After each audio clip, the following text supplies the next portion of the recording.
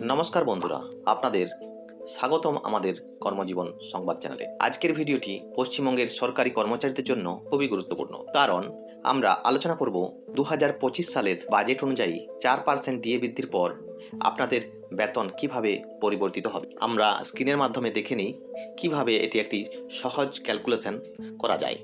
আমি এখানে একটি এক্সেল শিট করেছি, যেখানে এক্সাম্পল সহ সমস্ত বিষয়টি আপনাদের দেখানোর চেষ্টা করছি।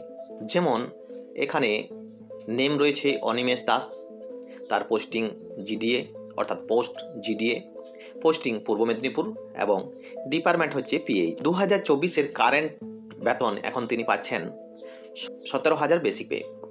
17,000 যদি অনিমেষের বেসিক পে হয়, তাহলে তিনি এখন স্যালারি পাচ্ছেন 21,920 টাকা। অর্থাৎ পরবর্তীকালে এপ্রিলের 2025 থেকে ডিএ বাড়ার পর অনিমেষের বেতন হবে 22,600 টাকা।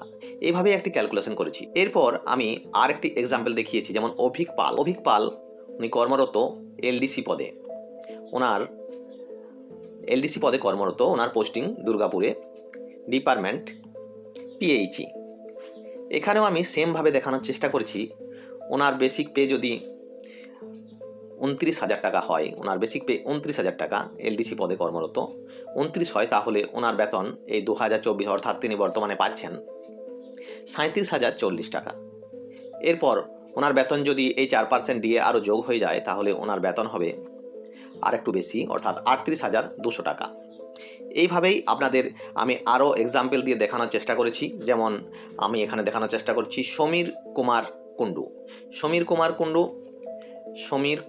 কুণ্ডু, উনি একজন অ্যাসিস্ট্যান্ট টিচার।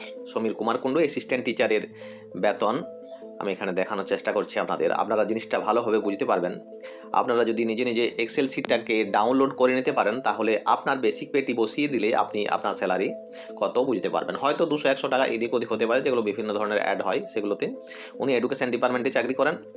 ওনার অ্যাসিস্ট্যান্ট টিচারের স্যালারি এখানে 36,000 টাকা। আমি এটা জাস্ট একটা এক্সাম্পলের জন্যই বসিয়েছি। আপনারা ঠিকভাবে আপনার স্যালারিটি বসিয়ে নেবেন, তাহলে ওনার এই 2024 অর্থাৎ কারেন্ট পাচ্ছেন 45,860 টাকা।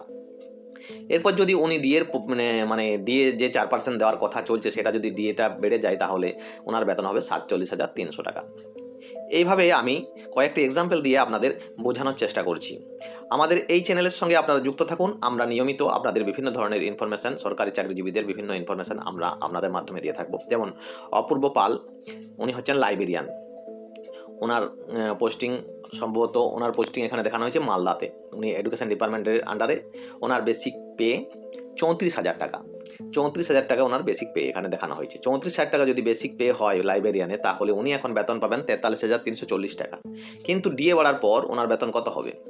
ডিএ বাড়ার পর ওনার বেতন হবে 44,700 টাকা। এইভাবেই আমরা দেখানোর চেষ্টা করেছি। ডিসক্রিপশন বক্স থেকে আপনারা এক্সেল শিটটি ডাউনলোড করে আপনাদের বেসিক পে বসিয়ে নিজ নিজ বেতন ক্যালকুলেশন করতে পারেন। আপনারা যদি ডাউনলোড করতে না পারেন, আমাদের মেল করুন, আমরা আপনাদের এক্সেল শিটটি পাঠিয়ে দেব আপনাদের কাছে। আশা করি এই ভিডিওটি আপনাদের জন্য খুবই উপকারী হবে। এক্সেলের মাধ্যমে খুব সহজেই আপনারা নতুন বেতনের হিসেব করতে পারবেন। যদি ভিডিওটি ভালো লেগে থাকে, তাহলে অবশ্যই লাইক, শেয়ার এবং সাবস্ক্রাইব করতে ভুলবেন না। আপনাদের আমরা নিয়মিত নতুন আপডেট দিতে থাকব। ধন্যবাদ, ভালো থাকবেন।